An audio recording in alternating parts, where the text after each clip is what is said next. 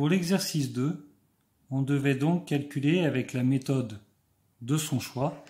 La méthode qui marche toujours, si vraiment ça vous embrouille, ce genre de situation, que vous n'arrivez pas à savoir s'il faut faire 11 sur 4 ou 8 sur 4, ou une méthode qui marchera toujours, c'est d'abord multiplier les deux, 11 fois 8, et ensuite diviser par 4. Après, je ne vous cache pas qu'il y a des calculs qui vont être compliqués. Quand vous allez arriver à 18 fois 25, le résultat divisé par 5, je vous souhaite bien du courage. Ça va être compliqué, à faire sans calculatrice. L'idée, c'est de le faire sans calculatrice. À la fin, il faut faire la division pour donner l'écriture décimale. Donc, l'écriture décimale, c'est soit un nombre entier, soit un nombre avec une virgule. Donc, pour le premier, 11 quarts fois 8. 11, il n'est pas dans la table du 4. Donc, je vais plutôt essayer 11 fois 8 quarts. 11, pardon. 8 quarts, ça fait 2.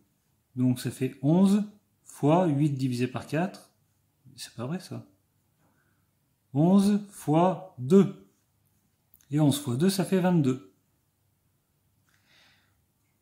Le deuxième, je vais l'écrire à côté. 18 fois 25 cinquième. Est-ce que 25 est dans la table du 5? Est-ce que 25 est divisible par 5? Oui, 5 fois 5. Donc je vais le laisser comme ça. Je vais faire 18 fois 25 divisé par 5, c'est égal à 5. Et 18 fois 5, alors vous vous souvenez comment on fait pour multiplier par 5? Vous savez comment on fait? Soit on fait 5 fois 10, 50, 5 fois 8, 40, 50 plus 40, ça fait 90. Soit on fait 18 multiplié par 10 divisé par 2, puisque 5 c'est 10 divisé par 2. 18 multiplié par 10, 180, divisé par 2, 90. Tiens, au passage, c'est en fait cette technique de calcul, fois 10 divisé par 2, c'est l'inverse de l'étape qu'on vient de faire. C'est-à-dire 18 fois 5, je vais compliquer le 5 en l'écrivant comme 10 demi. Et puis, ça, je vais marquer 18 fois 10, le tout sur 2. Donc, 180 divisé par 2, 90.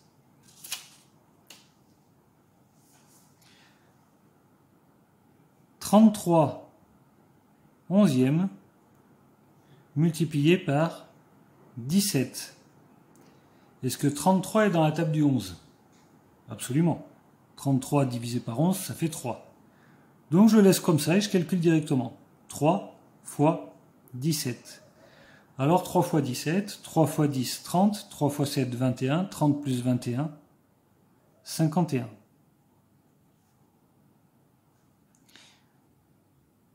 3 fois 7 demi. Est-ce que 7 est dans la table du 2? Non. Est-ce que 3 est dans la table du 2? Non. Bon, mais je vais essayer 3 fois 7 sur 2. 3 fois 7, ça fait 21. Alors, si 21 demi, si 21 il n'est pas dans la table du 2, j'aurais pas pu faire mieux que ça. Donc 21 demi, ben, je divise 21 par 2, puisqu'il me faut une écriture décimale du résultat. Et 21 divisé par 2, la moitié de 21, c'est 10,5.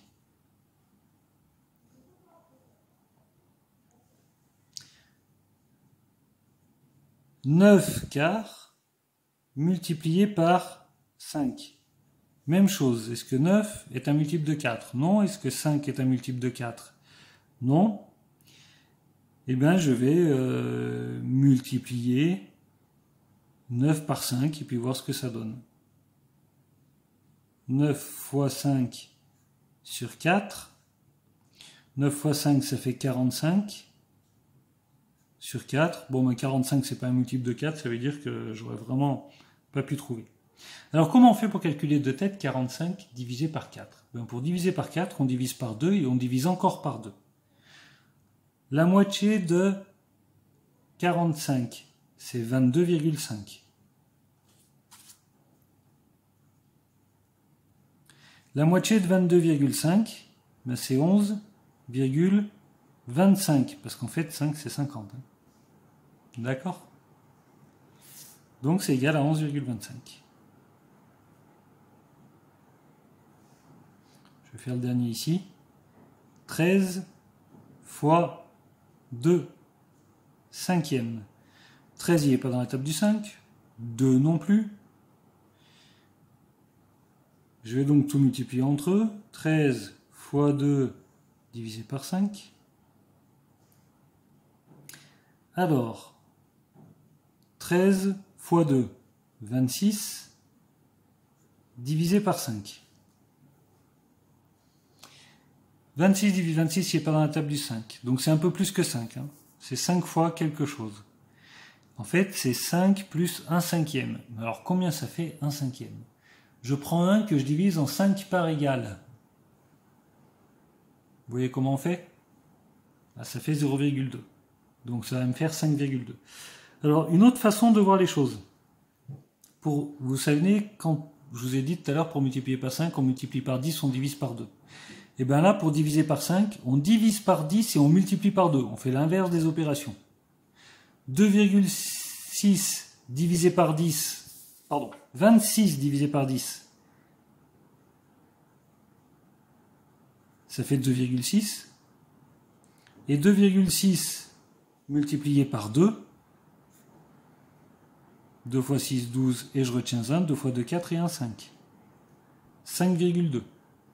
D'accord? Parce que 6 plus 6, 12, je pose 2 et je retiens 1. C'est pareil que si je fais 2,6 plus 2,6, 6 plus 6, 12, je pose 2 et je retiens 1 qui devient une unité. Et ça fait 4 plus 1, 5. Ne faites pas 4,12. Hein. C'est pas 4,12, c'est 5,2. Donc 26 divisé par 5, ça fait 5,2.